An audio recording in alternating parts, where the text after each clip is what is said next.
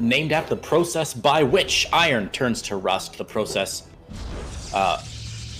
famous for turning copper into that green goop that the Lady of Liberty looks like. We're going to start with our player in the bottom left-hand side of the map. In the blue, with no team affiliation, representing the United States of America, it's MCanning. As put in the top right, I believe also without a team, he is the red Terran player. It is PureLegacy. Now, Grant, they gave me a European caster or a British caster to talk about North America today. Yes. And I gotta be honest. I was hoping I was gonna have a North America on because I want to talk about Namshur, who's in Group B. As they would say in your country, Grant, he's not even from round here. He's not even from round here. Not even from round here. And as we'd say in America, Gerbs. So we'd say in America, gerbs. The only player without a Canadian or a U.S. flag next to him is Namshur. Of course, he's a resident in North America now, so he's one of our own. But a little strange, in case any of you were wondering what that Swedish flag was doing in the bracket there on Wikipedia. Yeah, Namshur has been living in Canada for a while with his partner, and to be honest with you, I don't care because Chris is one of my favourite people ever. He's fantastic, and I love him, and I hope he wins the whole thing. True. You say he's in with his partner, and most of you are like, oh, partner, like girlfriend, boyfriend, wife, husband. No. His partner, like his partner in crime. In crime, like he's yeah. actually a criminal. No. He's a private investigator, and it's his partner in solving mysteries, like Scooby-Doo. Like Batman and Robin, then. Precisely. Who would be the best Batman and Robin combo in all of StarCraft 2? Okay, Showtime is Batman. He's got the jawline. He's a big guy. Robin. I don't really know a lot about Robin. Like, give me some characteristics. He's like the classic sidekick, always there to be like, good job, boss. Yeah. We got him. Like, help out at the last second, a little bit useful. Definitely, probably gay. Like, lots of stuff about Robin. I think it might be me. You might be right, Grant. You might be right. Slightly camp, out there. Always positive. Fuck, it is me. Twilight Council on the way for MCanning. Yeah, MCanning's done a good job because he did go Nexus before Cybernetics scored, but the Reaper didn't come straight across here, so he was able to go relatively unpunished for. Now we do see probes continue to be pulled off the line. If he doesn't lose any, has he lost any? Nope. This would be great. The Adept, it does shake, and that should be a dead probe at least. Yeah, that'll be at least one here. Okay, one is okay if you go for this build. Any more is a mistake. Twilight Council, as we said, blink. 3 standard builds here, and we have 2 extra racks coming in very quickly here from our Terran player. Very spicy, but that's actually pretty decent news for MCanning because he's going for a very standard build back home, Grant. He's got the Blink Stalkers on the way. He's going to try and chase that guy down. Luckily, the Reapers, rather, are going to get away. But MCanning going for a very standard build. There's no crazy, like, rush to Dark Templar. There's no crazy double Robo Disruptor production immediately. He's just going pretty solidly in to a Blink Stalker Immortal build. I think this looks really standard, and even though 3 racks are coming, MCanning should have a good chance of defending this. Yeah, definitely. He's certainly set himself up very well. Reaper Grenade there being annoying. Will lose another probe here. That's a little bit of a mistake. Shouldn't be losing any this late. Some lost mining time as well. Blink is nearly done though, and that's going to make our Probe player very, very safe against what is coming. Now, PureLegacy actually very scared about DTs at this point. He's getting 2 missile turrets. They are not just for aesthetic reasons, they are there because he isn't certain if there is a Dark Shrine.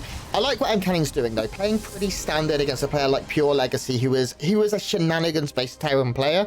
He's certainly, I mean, in North America, everyone plays pretty shenanigansy, but he's certainly one of the major ones from the Terran race that will be a little bit wild. And we see that here with a Stim Combat Shields +1 push that will be coming out, most likely with a whole bunch of Marauders in the composition. We should see the army start to build up quite a lot now from PureLegacy, and he will push towards the 3rd in, I imagine, quite soon as those upgrades complete. He wants to start moving across the map if he's going for a timing here, but maybe he decided against it. I don't know if he's going for a third base here, Grant. I think we might be seeing a two-base timing push here out of PureLegacy, who has not built a factory, who has not built a starport. He's just getting Marines, Marauders, Stim, and Combat Shields. There's no third base at all. His first factory coming down at 5.5 minutes. Yeah, look at this Adept Scout, Grant. MCanning sees this coming. Now, Grant, you're a Protoss player. You see a big, cheesy 3 racks push coming at you. You got a couple seconds to prep. What does MCanning need to do? I mean, I like that he's getting a couple of extra gateways. Some people would go, oh, just get batteries, but this amount of Terran bulk is very good at killing something, even for a battery overcharge. The other thing MCanning needs to do is slow this down. And Blink Stalkers in the middle of the map are exactly how you do that. Doesn't want to be losing any. They're very important. He keeps as many of these alive, especially against non-concussive shells. There is a battery coming. Zealot Charge is very close to being done. Zealot Charge is the shutdown for this. It's very good against these weakened bio units. And there we go. We see it complete. A force will come in, and these Zealots will just chew through the front lines here if they can survive long enough. But actually, it does look like PureLegacy's got maybe a little bit too much. MCanning, his gateways have just finished. He's getting reinforcements now. Batteries need to be cancelled. They actually end up getting killed. A few more Zealots coming in. With every Stim, this becomes easier to hold. With every Marauder going down, the Stalkers are more efficient. Probes coming off the line. The Nexus is going to be targeted. It's not going to go down, though. That's a big win for MCanning, Creighton. Oh, Grant. Grant, it was so close there. That Nexus held together by whatever the Protoss equivalent of chewing gum and duct tape is. I guess that's prayers to the Kala and energy photons, holding that Nexus together barely in time. And Grant, that means that MCanning is significantly ahead in this game now. If he had lost the Nexus, I'd say that PureLegacy's 3 racks pressure had done its job. The fact that the Nexus is still alive means that MCanning is ahead of base. He's ahead 13 workers, and now his army supply is even up, and PureLegacy is way, way behind tech-wise. Yeah, no, we can see MCanning now. He's going to move into Robotics Bay, which is where he is most comfortable in these games. He's already got good upgrades in terms of Blink and Charge from the Twilight Council. He's going to move into Forge upgrades now. He is behind in upgrades, but he has hiccups to the power of Chrono Boost. And I'm pretty, I'd be pretty comfortable if I'm MCanning. We do have another big push coming, and it's not just a big push, Creighton. Here come the boys. The boys are also included here. Now, it's not all of the boys, which I'm not sure I love from PureLegacy. I mean, if you're going to commit, man, commit. You're so far. Oh, big scout, big scout. Well. Yeah, the Phoenix sees it, the Observer sees it. MCanning finally has 2 shield batteries finished and a photon cannon at the third. Grant, this is going to be even more difficult for PureLegacy. What's that count at? None. 0. Well, he's got 2 on the map, but they're not there, and the Disruptor's here as well. This is the big play here in this game. This Disruptor, it just needs to get a shot. If it even hits the SCVs, that's the end of the push. There's not enough bio to outright fight. He needs the SCVs to force the Zealots away from the bio. That's what their purpose is here. We should see that Purification Nova come out. Here it goes. Big shot there, getting so much of the bio. Just like that, the army melts like butter on the sidewalk. What? GG, MCanning takes game 1. What? Shots, disruptor shots, Grant. Yeah. Shots, disruptor shots. That's all I know of that song. But it's absolutely about her. Grant, I'm pretty sure that game was over with or without the Purification Nova there, but it certainly felt good for MCanning to at least get one of those out. MCanning's going to grab his very first map win of the day, and PureLegacy drops down to 0-3 in map score so far, and we're about to hop into our second game. Grant, did MCanning do absolutely everything right in that game? His scouting I'm was giving you a chance to talk up your boy. Oh no, his scouting was perfect. He saw everything as it came. He had hallucinated phoenixes and observers on the map. That allowed him to have his army in the right position. I like that he got some static defense in the end as well. I find it very hard to find a mistake in that game. The Reaper did a little bit too much. That was probably it. And I'm really grasping here. Now we move on to Juggernaut for our next map. Which should be pretty interesting. A longer map. It's quite difficult to be very, very aggressive here. I do think PureLegacy is going to be the aggressor, and it's up to MCanning to absorb it and bounce back with his own pressure afterwards. Players are ready. We're getting into map 2 to see if MCanning can begin his perfect, albeit one series, sweep of the group. So your prediction is MCanning's going to end up 6-1, top of the group, with a map score of 12-2. 2 O's from here on out from MCanning, and nothing less than that. Yeah. Like, I don't even understand how that's a real question. Like, of course. Absurd. Man, I love Juggernaut, Grant, and I know it's probably not likely with given these two players, but I'd love to see a really long game on Juggernaut. I feel like it's been a while since we've seen a good mid, a good long game here on Juggernaut, just because the map is so interesting for long games. The speed zones in the middle, all the nooks and crannies all around. I'm jazzed. Speaking of people who are jazzed, the player in the top right of Juggernaut representing himself because he doesn't need a bloody team. He is the man who watches more Gordon Ramsay on stream than anyone else ever. It is the Blue Protoss player from North America, our leader, our hero, our king. It's MCanning. Do you think I'm biased, Creighton? No, okay, Grant, I wouldn't say that. Good. I'd say you're obscenely biased. Yeah, that's fine. In the bottom left-hand side, in the red, representing the Terran Dominion and the US of A, he is PureLegacy, making his first DreamHack NA appearance. Yeah. Very exciting for PureLegacy on the big stage. Of course, we've seen a couple players with some deep runs, their first DreamHacks, Grant. Obviously, we had Geralt last year in his first DreamHack make a deep run. I believe we saw Vanya in DreamHack for the first time make a fairly impressive play in the EU. But I don't think North America has had any really new talents step up and become very impressive in the last year or so. It's been more or less the same faces. Yeah. Exciting to see if some of these new people can get in. I mean, maybe we've seen a lot of people disappear. Like Cuddle Bear's kind of gone away. Future has been a little less impressive than before. Vindicta, who was supposed to be one of the big stars, has been moderately okay, but not really progressing. So it'd be great to see a little new blood in this year in the NAC. Yeah, and I've got a bit of good news from that because I was speaking to a Mr. Goblin today. He messaged me 900 times asking if I was casting a certain player, and he said that Trigger is the hero, the GOAT that Goblin was meant to be. He's going to be the best player in the world. He's all about Trigger. They're good friends. So Goblin, a big fan, thinks he is really good. And I know Trigger. Go ahead. No, you. No.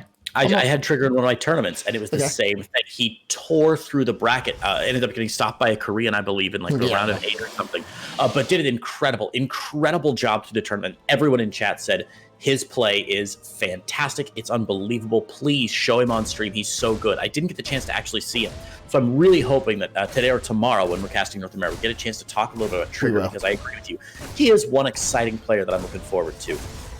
By the way, standard game so far, Grant. Nothing spectacular at all. Twilight Cancel opener from MCanning. This Reaper did not go into the main at all. It's just wasted time and wasted movement. He's never going to kill that pylon. He's not even broken through the shields entirely, so it is just going to fully regen. So that's a lot of time. This Reaper, I mean, once again, it was a Nexus before Cybercore, and he did see that, so I would have liked to have seen it go in. It forces a Pro Pool if it goes in, and Juggernaut is a map where you can. So a little bit of wasted motion there from PureLegacy does mean MCanning was able to get away with a slightly greedier build, and he'll be feeling pretty thankful for that. Blink is on the way. And we see some Hellions coming out this time here from PureLegacy, who is playing 1-1-1, a lot more standard. And MCanning, of course, with his famous spray in his opponent's base. There's NA mind games. I mean, that's why he's next level. That's why he's the best player ever, because he gets in his opponent's head. Interesting, Grant. I've never been in somebody's head before. I think. You live in mine rent free. I think that's a felony.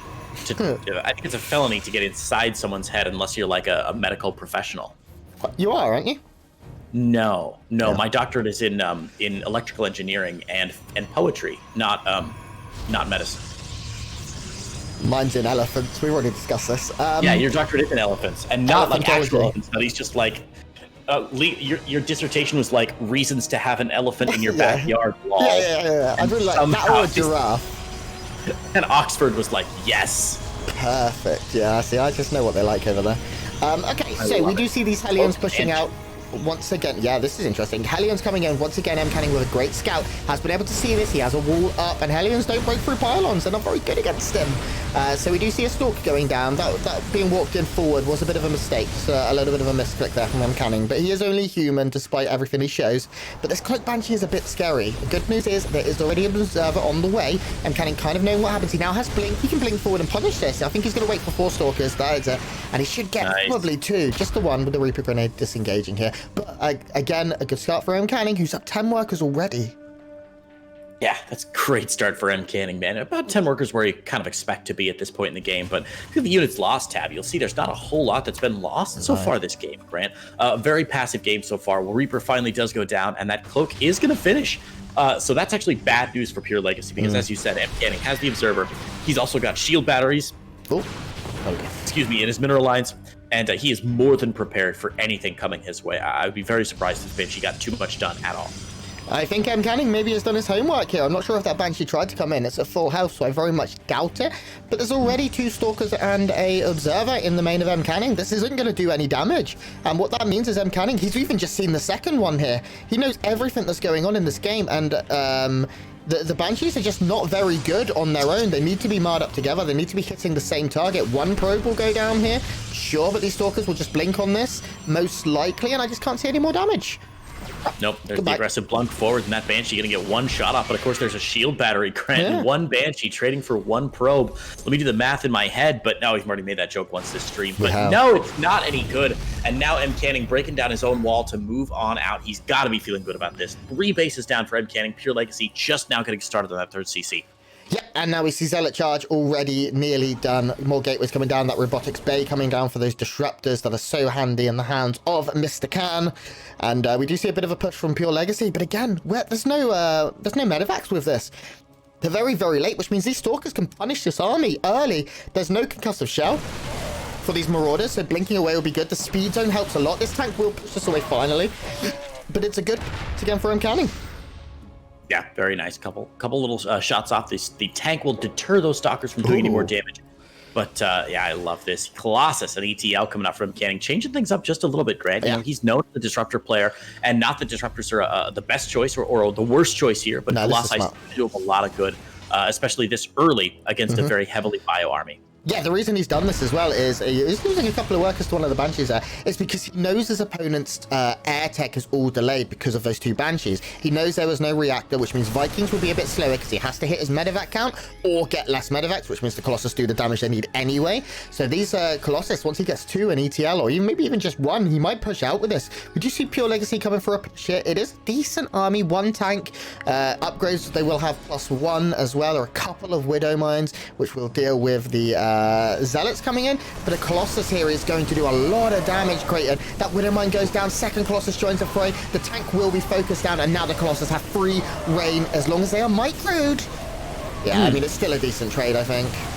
Yeah, a bit of a loss in that Colossus, completely unnecessary. But of course, these Widow Mines shouldn't get too much done, not target firing correctly. He's only going to get 1 Stalker each there. And if you look at the battle report, Grant, that was just a beautiful trade for MCanning. It looks, you're like, oh, it looks kind of even. That's only a little bit of a difference, but only 1 Colossus gone, but the entire army for PureLegacy. Army down in favor of MCanning, and this 3rd base is going to have a hard time staying up for too much longer.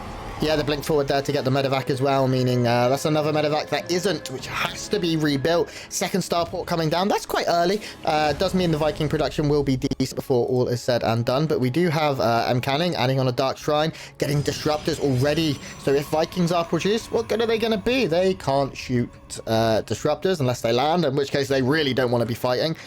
We do have a drop lined up here from PureLegacy. I like this, the big Doom drop if this goes unscouted, but there's spotter pylons all over the map here, I believe. Did he see it? No. Oh no, he just missed it. Actually, those taking a northbound. Yeah, this is gonna work. Turn just in between the pylons. Actually, going to drop an MCanning space here. We'll see what he can find. He's going to see the army out on the map, but this drop really going to be exciting for him.